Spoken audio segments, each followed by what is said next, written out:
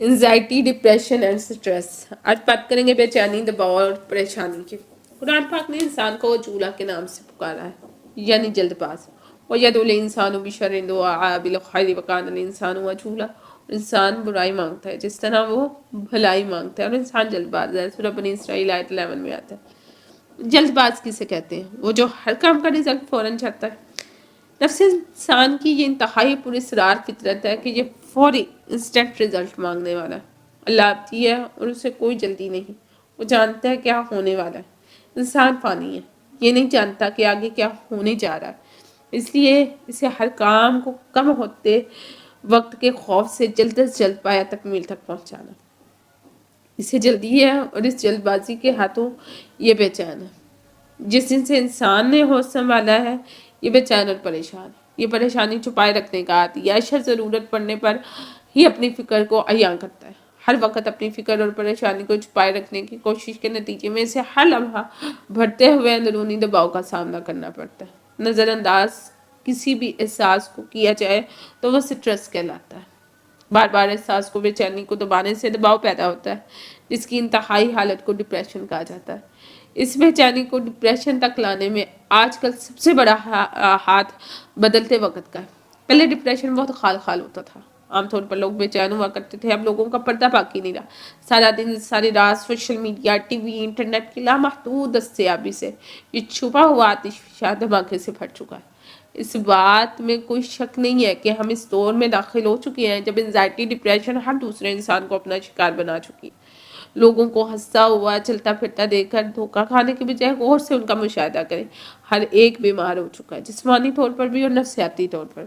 جس معاشرے میں یاد خدا، تلاش خدا اور محبت خدا زمانہ قدیم کی کوئی بات لگتی ہو، وہاں آپ کو نارمل لوگ نہیں بلکہ اب نارمل انسان، زومبیز دکھائی دیں گی.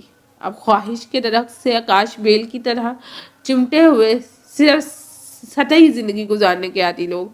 بہت سے لوگ اپنی بے چینی، اپنے ڈپریشن پر ماسک چڑھا لیتے ہیں، اپنے نفسیاتی خلجان پر ساری زندگی کامیابی سے پردہ ڈالے رکھتے ہیں اور اپنے مطمئن ہوتے ہیں کہ انہیں کوئی نہیں پہچانتا. لیکن دیکھنے والے خوب دیکھ لیتے ہیں کہ پردے کے پیچھے کیا ہے.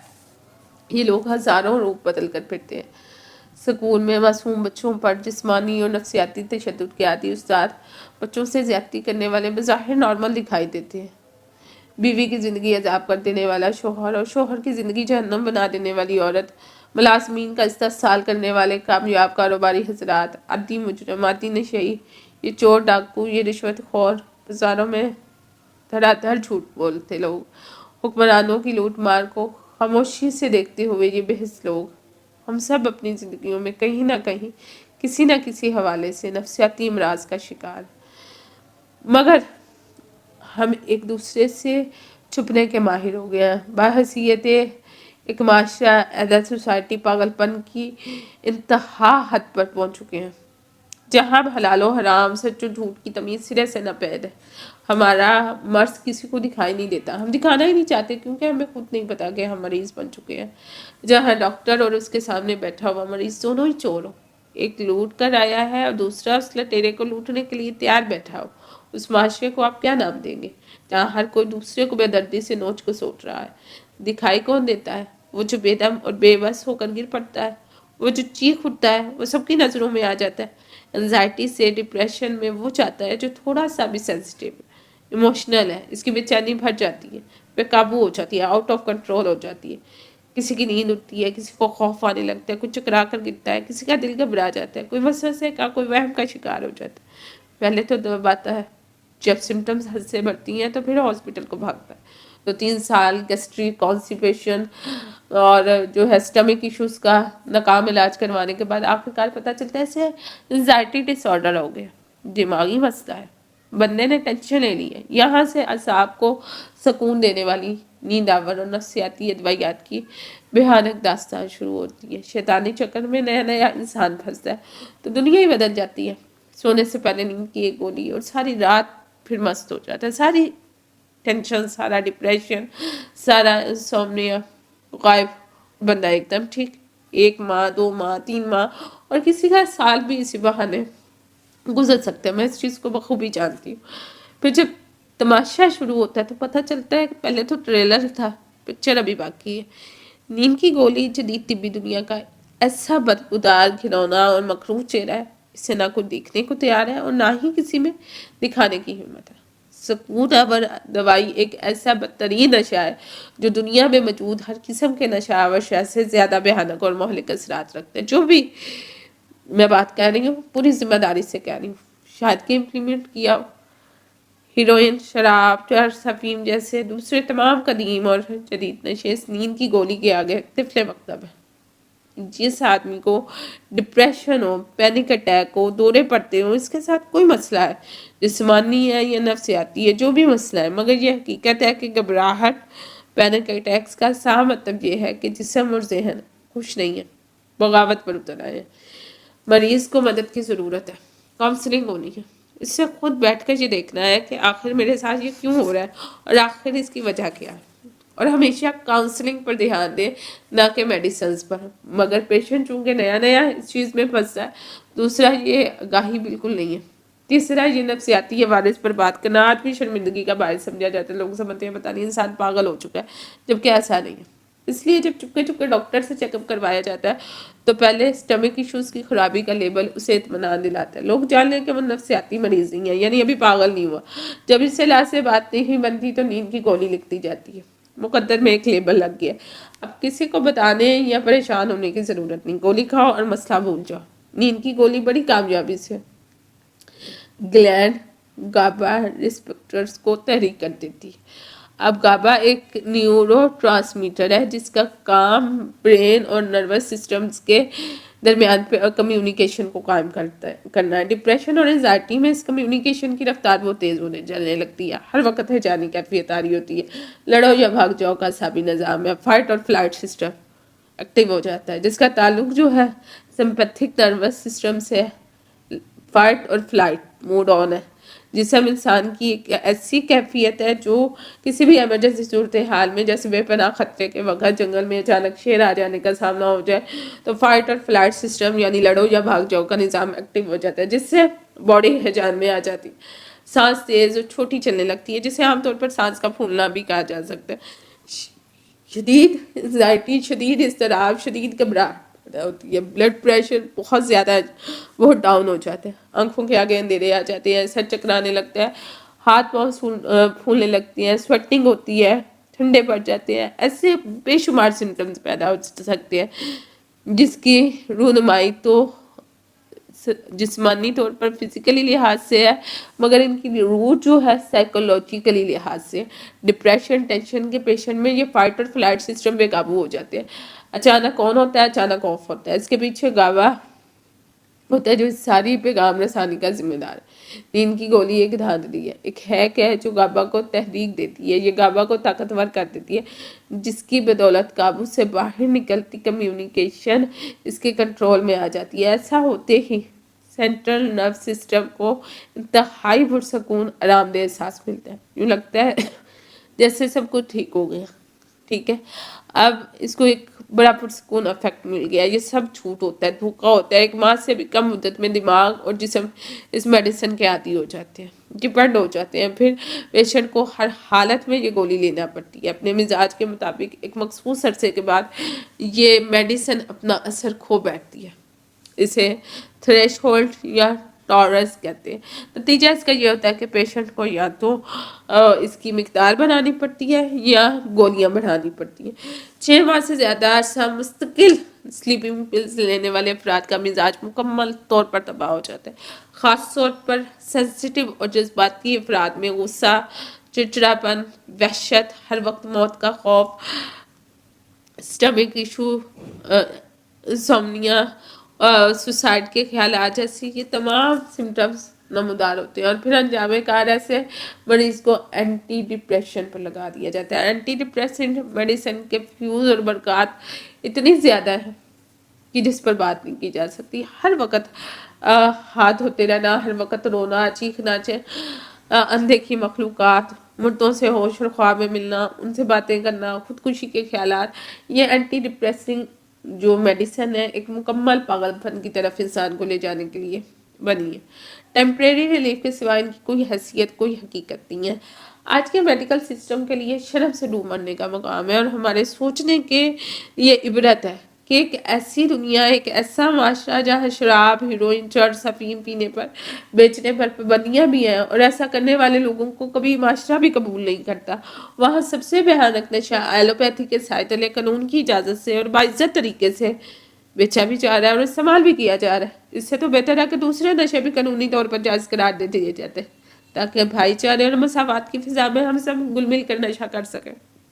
کسی ڈاکٹر سے پوچھے کہ نیند کی گولی کا جو ہے اینٹی ڈورمیڈرول کیا شے ہے؟ ہیروئن کے ایک انجیکشن سے دوسرے انجیکشن کے درمیان وقفے میں نشہ کرنے والے کا جسم ٹوٹتا ہے، ہزار علامات پیدا ہوتی ہیں، اس کو اینٹی ڈوز وڈرول کہتے ہیں۔ یہی معاملہ نیند کی گولی کا بھی ہے، یہی وجہ ہے کہ خوراک میں ڈوز بڑھانی پڑتی ہے۔ اگر آپ سلیپنگ پلز لے رہے ہیں تو اس سے پہلے کچھ نہ ہو سکے آپ کو اسے چھوڑنا ہوگا۔ اس کا وڈرول انتہائی بھیانک ہے۔ ہر نشے حتیٰ کہ ہیروئن سے بھی 6 مہینے سال میں نجات مل جاتی ہے، مگر سلیپنگ پل کا وڈرول 5 سال بھی چلتا ہے، میں نے دیکھا ہے۔ جو نیند کی گولی چھوڑ دے گا اس کا ڈپریشن نارمل ہوتا چلا جائے گا، وقت بہت زیادہ بھی لگ سکتا ہے۔ اس کے 2 مراحل ہیں، پہلا ایکٹیو فیز ہے جو 3 ماہ سے 1 سال تک چل رہا ہے۔ اس دوران ڈپریشن پوری شدت سے مریض پر حملہ آور ہوتا ہے، بے پناہ خوف کے دباؤ سے گزرنا ہوتا ہے، نفسیاتی اور جسمانی دونوں طرف سے بے پناہ اذیت برداشت کرنا پڑتی ہے۔ مگر راز کی بات یہ ہے کہ یہ سب ہرگز جان لیوا نہیں ہوتا، بالکل بھی جان لیوا نہیں ہے۔ پھر دوسرا پروٹریکٹڈ فیز شروع ہوتا ہے، اس سے گزرنا نسبتاً آسان ہے، علامات بہتر ہونے لگتی ہیں، پیشنٹ آہستہ آہستہ زندگی میں واپس آنے لگتا ہے۔ یہ لانگ ٹرم چیز، یہ طویل مدتی مرحلہ ہے مگر دشوار نہیں ہے۔ آہستہ آہستہ ڈپریشن آہستہ ہونے لگتا ہے، یہ بہت بڑا گن چکر ہے۔ ایسے نکلنے کے لیے پیشنٹ کو خود کو ایجوکیٹ کرنا پڑتا ہے۔ وٹامن B1-2 اور وٹامن ڈی بھی ڈپریشن کے ذمہ دار ہو سکتے ہیں، ان کا ٹیسٹ لازمی کروا لینا چاہیے، اگر ٹیسٹ نیگیٹو آئے تو اس کا علاج کرنا چاہیے۔ نیند کی گولی کے علاوہ بہت زیادہ سگریٹ نوشی، دوسرے تمام نشے بھی انسان کو ڈپریشن کے جہنم میں پھینک سکتے ہیں۔ اسی طرح کسی کا لائف سٹائل اگر ٹھیک نہیں ہے، اگر زندگی میں گناہ بہت زیادہ بڑھ گئے ہیں تو ضمیر یعنی گلٹ بھی جو ہے نا یہی کام کرتا ہے، احساس جرم بھی ڈپریشن کا ذمہ دار ہے۔ تو انسان حساس یا جذباتی ہوگا وہ ڈپریشن میں لازمی جائے گا۔ اللہ کی تلاش میں ناکامی بھی بے پناہ ڈپریشن پیدا کرتی ہے۔ کبھی آدمی لمبی داڑھی رکھتا ہے، سر کے وال بڑھاتا ہے، کبھی چلے کاٹتا ہے، وظیفے کرتا ہے، کبھی برقع پہن لیتی ہیں خواتین اور مسجدوں میں جانا شروع کر دیتے ہیں، لیکن سکون نہیں مل رہا۔ سب علم کی کمی کا شاخسانہ ہے اور کچھ نہیں۔ نفس بے چین تھا اور ہمیشہ رہے گا، اسے صرف اور صرف اللہ کی ذات ہی ٹھیک کر سکتی ہے۔ کوئی انسان کسی دوسرے کی نفسیات کا علاج نہیں کر سکتا۔ الا بذکر اللہ تطمئن القلوب، خبردار کہ اللہ کی یاد ہی سے دل تسکین پاتے ہیں۔ اگر کسی کو انزائٹی ہے، ڈپریشن ہے، تو اسے چاہیے کہ اللہ کی کتاب کو پڑھے، ٹھیک ہے، اسے مکمل پڑھے، اسے پتہ چل جائے گا کہ وہ کیسے ٹھیک ہوگا، کب ٹھیک ہوگا۔ انزائٹی اور ڈپریشن والوں کے لیے، حساس جذباتی لوگوں کے لیے، سوال کا جواب ڈھونڈنے والوں کے لیے، تلاش کرنے والوں کے لیے اللہ کی کتاب کا ایک ایک صفحہ انشاءاللہ جو ہے سکون کا باعث ہے۔ نفسیاتی خلجان یعنی کہ سائیکولوجیکلی ڈس آرڈر نفس کی ایک ایسی بنیادی جبلت ہے جو بہت گہرائی تک اس کی جڑوں میں پیوست ہے۔ نفس کی ایکٹیویٹیز ساری کی ساری خود پر مرکوز ہوتی ہیں، ٹھیک ہے، سیلف سینٹرڈ ہوتی ہیں۔ ڈپریشن کا پیشنٹ اگر اپنا مشاہدہ کرے تو بخوبی دیکھ سکتا ہے کہ وہ اپنی چھوٹی سی دنیا کے محدود تر زاویہ نظر پر دیکھنے پر مجبور ہے کہ میری خوشیاں، میری بیماری، میری تکلیف، میرا ڈپریشن یہ حد سے بڑی ہوئی ہے۔ خود غرضانہ نفسیات کی حرکت ہے، سیلفش ایکٹیویٹی ہے جو یوں تو ہر نفس میں بدرجہ جو ہے تم موجود ہو، مگر ڈپریشن کی صورت میں یہ تمام زندگی کے تمام درجات پر اپنا تسلط قائم کر لیتی ہے۔ اس لیے نفس ہی تمام تر ذہنی خلجان سائیکولوجیکل ڈس آرڈر کا ذمہ دار ہے۔ وجہ باہر نہیں اندر ہے، دنیا اس کی ذمہ دار نہیں ہے، اس کا ذمہ دار میں، نفس، سیلف، ایگو، زندگی کی طرف بہت زیادہ انا پرست رویہ، ایٹیٹیوڈ، اپنی ذات کی طرف بے پناہ جھکاؤ، اپنی خواہشات کو بے حد جا کر پورا کرنے کی ڈھونڈ۔ اگر غربت ہے تو اچھی کوشش کرنے کے ساتھ اللہ کی رضا پر راضی رہنے کی بجائے غربت سے جنگ، اور ہر وقت اپنے حالات پر بے بسی کی حالت میں افسوس، زندگی کے ساتھ انا پرست رویہ رکھنا، یہ ایسی زندگی کو گزارنا ہے جس کا دوسرے سے کوئی تعلق نہیں ہے۔ اور اگر کچھ ہے بھی تو صرف اپنے مفاد، اپنے سیلف انٹرسٹ کے حوالے سے ہے یا پھر اپنی مجبوری کے لیے ہے۔ خود پر غور کریں کہ ایسا تو نہیں ہے کسی خوشی یا شادی، دولت، اولاد، صحت کا بے پناہ پیچھا اور اس کے لیے بے حد محنت صرف اس لیے کرنا کہ اس خوشی کے حصول کے بعد سب ٹھیک ہو جائے گا، سب مل جائے گا۔ یہ زندگی کے ساتھ اچھے تعلق کی نہیں بلکہ خود غرضانہ تعلق کی نشانی ہے۔ اسی رویے سے ڈپریشن کی علامات پیدا ہوتی ہیں۔ یہ نفسیات دان، سائیکالوجسٹ یا سائیکاٹرسٹ کے بس کی بات نہیں ہے۔ اس بات کو سمجھ سکیں کہ بذات خود نفس ہی اس بحرانی کیفیت کی شروعات کا ذمہ دار ہے۔ یہ ایک تلخ حقیقت ہے۔ نفسیات دان یہ سمجھاتا ہے سیشنز اور میڈیسنز کے ذریعے اگر کسی نہ کسی طرح پیشنٹ کو دوبارہ سے منظم کر دیا جائے تو وہ پھر سے دوسرے لوگوں کے ساتھ پہلے جیسی نہ صحیح مگر کافی حد تک بہتر زندگی گزار سکتے ہیں، لیکن ایسا کبھی نہیں ہو سکتا کیونکہ اصل معاملے کو نہ صرف دیکھا ہی نہیں گیا بلکہ الٹا اسے دبا دیا گیا۔ ٹھیک ہے، سجیشنز اور سیشنز اور اینٹی ڈپریسنٹ کے ذریعے وقتی ریلیف حاصل کر لیا گیا ہے، مگر یہ ایسے ہے جیسے درخت کاٹ دیا ہے، جڑ ویسی کی ویسی ہے، دوبارہ پھوٹے گی اور اب کی بار نئی طرح کی شاخیں اور کونپلیں دکھائی دیں گی۔ کسی کے نفس کو اگر ٹھیک کرنا ہے تو اس نفس کو علم دینا پڑے گا، ایجوکیٹ کرنا ہوگا، اور اگر کوئی کر سکتا ہے تو وہ ہے جسے اللہ نے نفس کا علم بخشا ہے، وہ اسپیشلسٹ ہے اس کام کا، اور اس کے سوا یہ کسی اور سے کبھی نہیں ہوگا۔ نفس اکیلا خود کو ٹھیک نہیں کر سکتا، اس کی فطرت ہی نہیں ہے۔ ٹھیک ہے، یہ اپنے آپ کو خود اکیلا آرڈر میں کبھی نہیں لا سکتا۔ نفس کا علم صرف سائیکالوجیکلی نہیں ہے، یہ صرف ایک حصہ ہے، یاد ہے جسم ہے۔ اللہ کے بغیر، قرآن کے بغیر، رسول کے بغیر، اللہ کی یاد کے بغیر نفس میں وہ کیفیت پیدا نہیں ہوتی جس سے یہ حاصل شدہ علم کو خود پر اپلائی کر سکے۔ اسے اپنے علاج کے لیے سرنڈر ہونا پڑتا ہے، اطاعت کرنی پڑتی ہے۔ سرنڈر موڈ وہ بے پناہ بے ہوشی ہے جس کے بغیر یہ خود کو کبھی اپریٹ نہیں کر سکتا۔ جو نفس اللہ سے دور ہے، اپنے خالق، اپنے کریٹر سے انویئر ہے، اس کا کام ہی اس دنیا میں رہتے ہوئے اپنے اور دوسرے کے لیے انتشار، بد نظمی پیدا کرنا ہے، ڈس آرڈر بڑھانا ہے، فساد کرنا ہے۔ لوگوں کا جو ہے نا اس ٹاپک پر ایک عجیب چلن ہے، ایک فریب خوردہ زاویہ نظر ہے کہ عام طور پر یہ کہا جاتا ہے کہ یہی تو زندگی ہے، یہ تو سب کے ساتھ ہوتا چلا آ رہا ہے، اسے برداشت کرنا ہے، سہ جانا ہے اور آگے بڑھ جانا ہے۔ وی آر میڈ سو، ایسا ہرگز نہیں ہے، یہ صرف خود فریبی ہے اور کچھ نہیں ہے۔ کیا یہ انسان کا مقدر ہے کہ ہر وقت جسمانی اور نفسیاتی اذیت بھگتے، ہمیشہ کنفلکٹ اور سوروں میں زندہ رہے؟ نہیں، کوئی جرم نہیں ہے، اور ایسا کوئی جرم آدم نے نہیں کیا تھا کہ خدا اس کی نسل کو اتنی بدترین ٹارچر سے گزارتا۔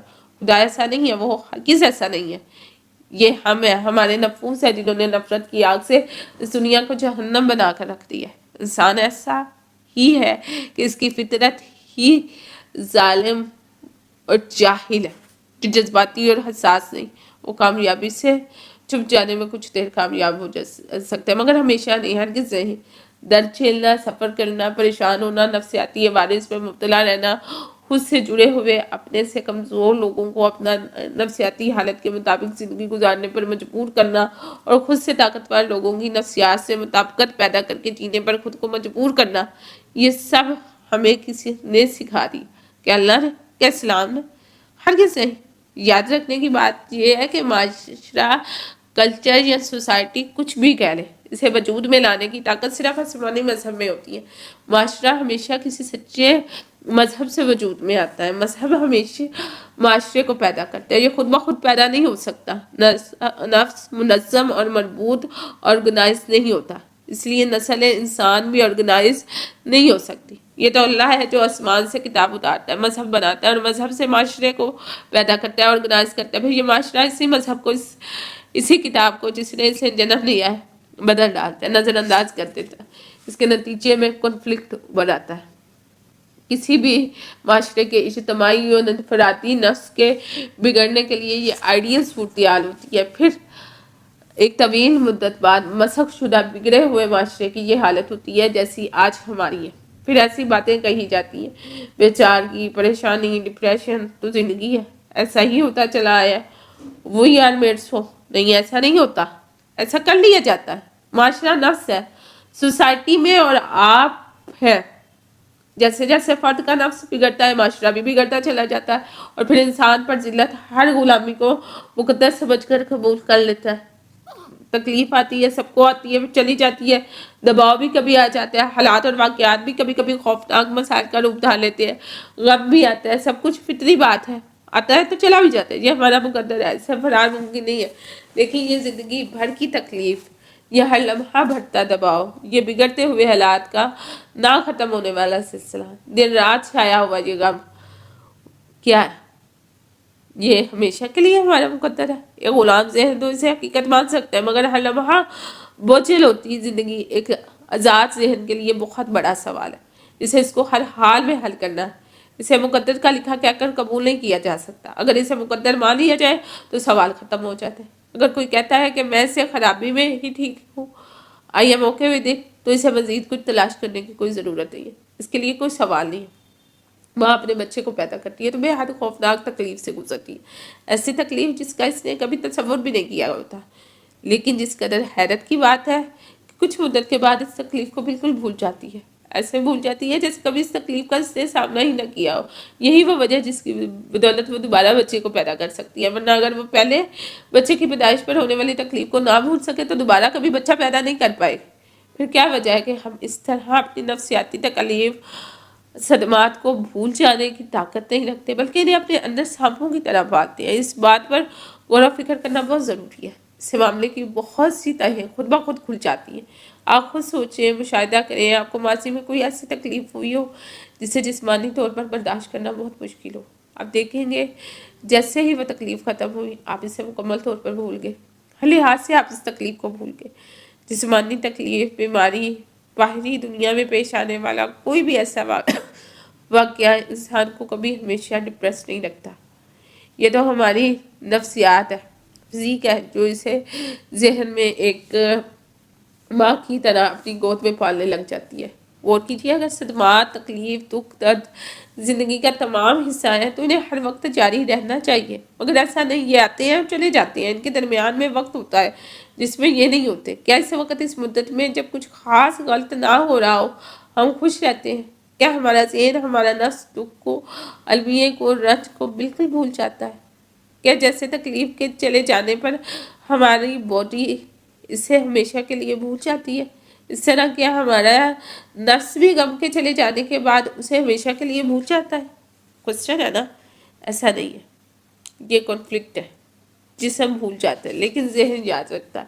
ہم اپنی زندگی میں بہت خوفناک حد تک ذاتی ہوتے ہیں، پرسنل ہوتے ہیں۔ خاوند کی اپنی زندگی ہے، بیوی کی اپنی الگ دنیا آباد ہے، ہم میں سے ہر ایک اپنے پسندیدہ طریقہ کار سے، اپنے مزاج سے زندگی گزارنا چاہتا ہے۔ ہر شخص اپنی ذات میں جہاں جہاں ممکن ہے وہاں ایک چھوٹا سا فرعون ہے۔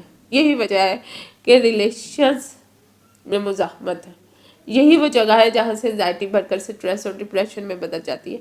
اس مقام پر رکیں، غور کریں، کچھ دنوں، کچھ مہینوں یا کچھ سالوں کے بعد رشتوں میں لطف ختم ہو جاتا ہے، چہرے سے نقاب اتر جاتا ہے اور ہم اٹک جاتے ہیں، سٹک ہو جاتے ہیں۔ ماں کا وہی بچہ جس کے لیے اس نے بے پناہ تکلیف اٹھائی ہوتی ہے، اس کے لیے ایک کھلونا بن کر رہ جاتا ہے۔ اس کی ضرورتوں کا بچے کی ضرورتوں کے ساتھ تضاد پیدا ہونا شروع ہو جاتا ہے، کانفلکٹ کا آغاز ہونے لگتا ہے۔ بچے کی تربیت کے نام پر اسے نفسیاتی استحصال کا نشانہ بنایا جانے لگتا ہے۔ بچے سے بدترین اور کوئی غلام نہیں ہوتا۔ اس وقت اٹھنا ہے، اس وقت سونا ہے، یہ کھانا ہے، یہ نہیں کھانا، یہ پہننا ہے، یہ نہیں پہننا، بچے کو اپنی پسند ناپسند کے حساب سے ڈھالا جانے لگتا ہے۔ قدرت کا ایک نایاب اور خوبصورت پھول مرجھانے لگتا ہے۔ یہ خون الا دینے والی وہ حقیقت ہے، وہ کرمناک داستان ہے کہ ہم سب کسی نہ کسی صورت میں جس کے کردار ہے۔ مناسب روک تھام ضروری ہے اور کبھی کبھار تھوڑی بہت ڈانٹ ڈپٹ بھی ہو جاتی ہے، اس سے انکار نہیں، مگر ماں باپ کو خبر ہو کہ اسلام میں بچے کی ٹریننگ کہیں نہیں ہے۔ تربیت بچے کی نہیں، اپنی کرنا ہوتی ہے۔ جو گھر میں خود قرآن نہیں پڑھتے، ان کے بچے مدرسوں میں قرآن کو ایک رسم کی طرح دہراتے نظر آتے ہیں۔ بچے کے مزاج میں، اس کی سائیکی میں علم نہیں ہوتا، ٹھیک ہے؟ اس لیے اس کا مشاہدہ، اس کی آبزرویشن بہت تیز ہوتی ہے۔ وہ سچ کا بھی مشاہدہ کرتا ہے اور جھوٹ کا بھی مشاہدہ کرتا ہے۔ اگر ماں باپ نیک ہیں، اللہ کے ساتھ جڑے ہوئے ہیں، ان کا کردار سارے گھر میں ایک نورانی چمک پیدا کیے ہوئے ہے، تو انہیں اپنے بچوں کی تربیت کی کوئی ضرورت نہیں ہے۔ بچہ خود سیکھ جاتا ہے۔ بچوں کی تربیت میں سب سے زیادہ خود کو وہ کھپاتے ہیں جن کی اپنی تربیت نہیں ہوئی ہوتی۔ آپ اپنی فکر کریں، اپنے کردار کو سدھاریں، آپ کے بچے خود بخود سدھر جائیں گے۔ ماں اپنے بچے کے ساتھ ایسا اس لیے کر رہی ہے کہ اس کی ماں نے بھی کم و بیش ایسا ہی کیا تھا. ہم سب اس لیے کرتے ہیں کہ ایسا اس لیے جیتے ہیں کیونکہ ہم نے سب کو ایسا ہی کرتے ہوئے دیکھا ہے. کیسا نہیں ہے بھائی ذاکی لنا متبع ما انزل اللہ قالوا بل نتبع ما الفینا علیہ آباءنا اولو کان آباؤہم لا یعقلون شیئا ولا یہتدون.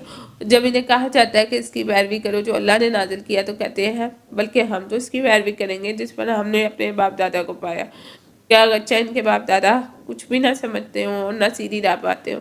قرآن میں اللہ ایسے لوگوں کا ذکر بہت جگہ کرتا ہے اور پھر کہتا ہے ان کی نفسیات پر چوٹ کرتا ہے کہ چاہے ان کے اجداد میں عقل ہی نہ ہو تب بھی وہ ایسا ہی کرتے رہے ہوں گے. ہم اپنے اعمال کے اپنی زندگی کے جواب دہ ہوتے ہیں. ہمیں اسے ٹھیک کرنا ہے. ہماری نسلوں میں کسی کو تو سوچنا ہے. کوئی تو ہے جو نسل در نسل چلی آتی جاہلیت پر سوال اٹھائے. وہ ہم کیوں نہیں ہو سکتے؟ ہم میں سے ہر کوئی صرف اپنی خوشی چاہتا ہے اور اس کے حصول کے لیے وہ اپنے سامنے موجود ہر انسان کو نشانہ بناتا ہے خواہ اس انسان سے اس کا کوئی بھی رشتہ ہو. اسی طرح ہم یہ جہالت اب اپنی آنے والی نسلوں کو منتقل کرتے چلے آ رہے ہیں. جانوروں میں حاکمیت کا جذبہ ہے. ایک طاقتور نر اپنے گروہ میں موجود تمام ماداؤں کو اپنی ملکیت سمجھتا ہے. جب گروہ میں موجود دوسرے جوان نر اس سے کم طاقتور نر جانور ان ماداؤں کو اپنی طرح ترغیب دینے کی کوشش کرتے ہیں تو نر ان سے زندگی موت کی قیمت پر جنگ کرتا ہے. وہ اپنی جبرانہ حاکمیت کا تسلط گروہ کے تمام جانوروں پر ہر حالت میں قائم رکھنے کی پوری کوشش کرتے ہیں. اسی طرح انسان کی فطرت ارتقاء کے اوائل میں جانوروں کے ساتھ رہنے کی وجہ سے ان سے بہت ملتی ہیں. اس لیے نفس حیوانی وسائل و جبلیات کا حامل ہے. جانوروں میں شعور نہ ہونے کی وجہ سے ان کا معاملہ یہیں تک محدود رہتا ہے جبکہ انسان خود میں موجود بے پناہ ذہنی صلاحیت سے اپنے حیوانی خصائل کو انتہائی ایڈوانس سطح تک لے آتا ہے کہ عقل کو شست کر دینے والی عجیب و غریب تضادات اور انتہائی افسوسناک صدمات وجود میں آنے لگتے ہیں. ٹھیک ہے، جو آگے چل کے بھیانک نفسیاتی عوارض اور بے پناہ ڈپریشن کا باعث بنتے ہیں. نفسیاتی ذہنی امراض کی ایک اور بڑی بلکہ بہت بڑی وجہ ہمارے اذہان کی قدیم فطری حالت ہے. ہمارے اذہان حصوں میں بٹے ہوئے. ہم اپنی تمام تر چاہت اور کوشش کے باوجود پوری زندگی کبھی بھی انکنڈیشنل نہیں ہو پاتے. کنڈیشننگ کا مطلب سادہ زبان میں ہم دلیل یعنی لوجک بھی لے سکتے ہیں. ہمارے اذہان اس قدر لوجیکلی ہو چکے ہیں کہ ان کی سوچوں کے سلسلے تھاٹ پیٹرن کو بریک کرنا ہمارے بس سے باہر دکھائی دیتا ہے. میں یہ کروں تو یہ ہوگا، میں کسی کو عزت دوں گا تو عزت ملے گی. ہماری ہر سوچ میں ایک حصہ لوجک کا بن چکا ہے. جب ساری زندگی ہی خود غرضی کا اختیار بن جائے تو ڈپریشن آنا ایسے ہی لازم ہے جیسے صبح سورج کا نکل آنا. سورج کے پیٹرن اور کو کبھی نہیں کوئی بدل سکا، وہ اللہ تعالیٰ کا پیٹرن ہے. لیکن سوچ کے پیٹرن کو توڑنا پڑتا ہے اور توڑ کر دوبارہ بنانا پڑتا ہے. ٹھیک ہے، اس جال سے پرندے کو خود نکلنا ہوتا ہے. یہ جال پرندے کا امتحان ہے. اگر پرندہ یہ سوچتا رہے کہ کوئی آ کر مجھے نکال لے گا تو اسے خبر ہو کہ وہ آنے والا صرف شکاری ہوگا جو اسے اس جال سے نکال کر کسی مستقل قید میں ڈالنے آئے گا، اسے نجات دینے نہیں. کم ہمت و لا علم ہونے کی وجہ سے ہم ساری زندگی سوچوں کے اس پیٹرن کو بدلتے رہتے ہیں، موڈیفائی کرتے رہتے ہیں. اسے کبھی توڑنے کی، اس سے کبھی نکلنے کی کبھی کوشش نہیں کرتے کیونکہ ہم اسے ایکسیپٹ کر چکے ہوتے ہیں. میں اپنے جال کا خود شکار. ہم اس بات کو بھی تسلیم نہیں کرتے. ہم ساری زندگی کوشش کرتے رہتے ہیں کہ تکلیف کم ہو جائے. ہم اسے برداشت کرنا سیکھ لیتے ہیں، ایسے جینے کی عادت ڈال لیتے ہیں اور اس کے عادی ہو جاتے ہیں کہ ہم کبھی ایسا سوچ بھی نہیں سکتے. یہ فساد، یہ عقوبت، ٹورمنٹ کبھی جنت جیسی زندگی میں بھی بدل سکتا ہے. سوسائٹی کو بدلنا، معاشرے کو ٹھیک کرنا، فلاحی کام کرنا، یہ سب اچھی باتیں ہیں مگر جو ہے سطحی ہے. یہ سراب ہے، لیوز ہے، یہ علاج نہیں ہے. ایسا سمجھنا کہ برائی کی جڑ معاشرہ ہے ایک افکارانہ سوچ ہے. معاشرہ تو خود آپ سے ہے. معاشرہ سوسائٹی انفرادی ہوتا ہے، انڈیویجول ہوتا ہے. اسے اجتماعیت میں تبھی دیکھا جائے گا جب فرد واحد انڈیویجول خود کو ٹھیک کرے گا، ورنہ سب لا حاصل ہے، بے سود ہے، کچھ بہتری کچھ وقت کے لیے اور پھر وہی جنگ. ٹھیک ہے، وہی جنگ زدہ افلاس کی ہماری زندگی اس دنیا کا مقدر ہوتی ہے. ہم سوسائٹی پر انحصار کرتے ہیں وہ ہمیں ٹھیک کرے گی، چینج لائے گی، جبکہ سوسائٹی وہ ہے جو ہم نے اسے بنایا ہے. اسی طرح ہم ایک جال میں، ایک ٹریپ میں پھنسے ہوئے ہیں. کیا ہم اس جال سے آزاد ہو سکتے ہیں؟ اس سطور کو پڑھنے والے بن سکتے ہیں. ٹھیک ہے. اب بات یہ ہے، سوال یہ پیدا ہوگا کہ سوال یہ نہیں پیدا ہوتا کہ ہم تقسیم ہو چکے ہیں یا ہم تقسیم کیوں کرتے ہیں اس چیز کو، میں اور معاشرہ، میں ایسا کیوں سمجھتا ہوں. سمجھتا تو نفس ہے نا، کیونکہ نفس کا کوئی جنڈر نہیں ہے. معاشرہ اور میں دو الگ حقیقتیں ہیں، اور معاشرہ مجھ پر اثر انداز ہو رہا ہے یا ہو سکتا ہے. اس خیال کی جڑ میں چھپے دباؤ کو، بے پناہ سٹریس کو دیکھیں. یہ بہت بڑا الوژن. ذہن نے سوچ کو دو حصوں میں تقسیم کر رکھا ہے، ایک سوچ معاشرہ، اور وہی سوچ خود کو آدھے حصے میں تقسیم کر کے میں کو پیدا کر رہی ہے. یہ تقسیم کرنے والی سوچ، ڈویژن جو ہے تھاٹس کی، یہ دھوکہ ہے. نفس خود کو کل سے جو ہے نا علیحدہ سمجھ رہا ہے، ٹوٹلی الگ کر رہا ہے. یہ کہہ لیں کہ ایک طرح کا جھوٹ ہے. اس جھوٹ کے نتیجے میں نفس شدید ترین دباؤ میں ہے. معاشرہ ہے ایسا نہیں، سوسائٹی کا وجود نہیں، لیکن معاشرہ مجھ سے ہے اور میں معاشرے سے ہوں. یہ حقیقت ہے، میرے بغیر کوئی معاشرہ نہیں. یہ کل ہے، یہ سچ ہے. تقسیم ڈویژن جھوٹ ہے، سراب ہے. سکہ ایک ہے اور اس کے دو رخ ہے، ایک رخ سچا اور دوسرا جھوٹا ہے. اس کا سچ اس کی جو ہے کل ہے، اور اس کا جھوٹ اس کی جو ہے حقیقت نہیں ہے. بغیر سکے کے کوئی رخ نہیں. سکہ حقیقت ہے، اصل ہے، باقی جو ہے اس کی ڈیٹیل ہے. یہ انزائٹی ہے، ڈپریشن ہے، سٹریس ہے. اگر ہم اسے جان لیں تو ہم اس سے نکل جاتے ہیں، ورنہ اسے موڈیفائی کرتے رہتے ہیں اور یہ ہمارا مقدر ہو جاتا ہے. ہم گہرائی میں نہیں جانا چاہتے، ہم اس مقام سے سخت خوف زدہ ہیں. وی آر سو، ہم نفس کو چیلنج نہیں کرنا چاہتے. جب ایسی صورتحال سامنے آ جائے جیسے اس وقت دکھائی دیتی ہے تو ہم ڈر جاتے ہیں، ورڈ ہو جاتے ہیں. ہمیں لگتا ہے کہ ایسا کبھی نہیں ہو سکتا. ہم خود کو بدلنا نہیں چاہتے، کیونکہ خود کو بدل لانے کا مطلب ہے سب کچھ بدل جائے گا. تب ہم کہتے ہیں کہ ہم تو ایسے ہی بنے ہیں، یہ زندگی ہے. We are made so. نفس کو بدلنا جہاد ہے، سب سے افضل جہاد. اگر یہ آسان ہوتا تو اسے جہاد اکبر کبھی نہ کہا جاتا. نفس کی اذیت سے گزرنا چونکہ کسی کو نظر نہیں آتا، اس لیے اسے نارمل سمجھ لیا جاتا ہے، قبول کر لیا جاتا ہے. ڈپریشن کے ہر بڑھتے ہوئے حملے کے فوری بعد زندگی میں کچھ ضروری تبدیلیاں کر لی جاتی ہیں. یہ سلسلہ اسی طرح چلتا رہتا ہے. اپڈیٹ کی دیکھے لوگ اپنی زندگی کے سفر کی شروعات میں کہاں سے چلے تھے، کیسے تھے. چمکتے چہروں والے، توانائیوں سے بھرپور، ہنستے کھلکھلاتے ہوئے لوگ آج کس حال میں ہیں. پھر اپنے آپ کو دیکھیں، آپ کہاں سے چلے تھے اور کہاں پہنچ گئے. یہ ڈپریشن ہے، یہ انزائٹی ہے، یہ سٹریس ہے، یہ لائف فورس کا زوال ہے، یہ فائٹل فورس کا لاس ہے.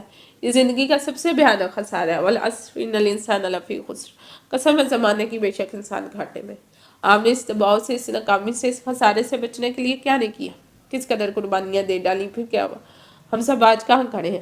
ایک بار انزائٹی ظاہر ہو جانے کے بعد انسان کبھی پہلے جیسا نہیں ہو سکتا. ایک فیکٹ ہے. میڈیسن کھائے، مذہب کو جائے یا نشے کرے، جتنا زور کسی سے لگتا ہے وہ لگا لے، لیکن وہ کبھی اپنی پرانی زندگی میں واپس نہیں جا سکے گا. انزائٹی نفس کی فطرت ہے، اس لیے انسان کے لیے ضروری ہے. انزائٹی والے لوگ زندگی کی دوڑ سے الگ کر دیے جاتے ہیں، اور نہ بھی کیے جائے تو انہیں خود کارنر ہونا پڑ جاتا ہے. جو اپنی انزائٹی کو دباتا ہے، اسے نظر انداز کرتا ہے، اگنور کرتا ہے، وہ خود پر بہت بڑا ظلم کرتا ہے. بھاگنے سے کچھ حاصل نہ ہوگا. مقام شکر ہوتا ہے اس کے لیے جس کو ڈپریشن ہو جائے. یہ ایک چانس ہے زندگی کو مکمل طور پر بدل ڈالنے کا، انسان کو گہرائی تک لے جانے کے لیے، اسے سوچنے پر مجبور کرنے کے لیے. ضروری نہیں کہ بیماری ہر انسان کے لیے ایک مصیبت، ایک جو ہے کراشی بن جائے. بیماری کے بھیس میں رحمت بھی چھپی ہوتی ہے. ساری بات وصول یعنی ریسیو کرنے کی ہے. جو جیسا چاہے اسے ویسا ہی ملتا ہے. کچھ لوگ بیماری میں مزید ڈھیٹ اور ہٹ درم ہو جاتے ہیں، کچھ ڈر کر خوف کے مارے اللہ کو پلٹتے ہیں. ساری بات نصیب کی ہے.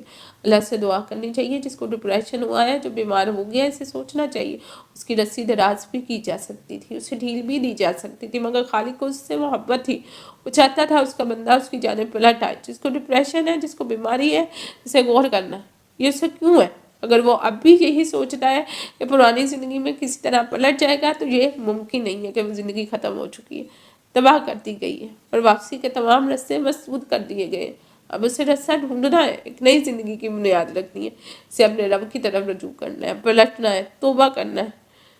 جو اسے نے چاہا کر کے دیکھ لیا، اس نے اپنی زندگی کو کیا بنا ڈالا. اب اسے اپنے کریٹر کی مرضی چاہنی ہے، اب اسے یہ جنگ ختم کرنی ہے.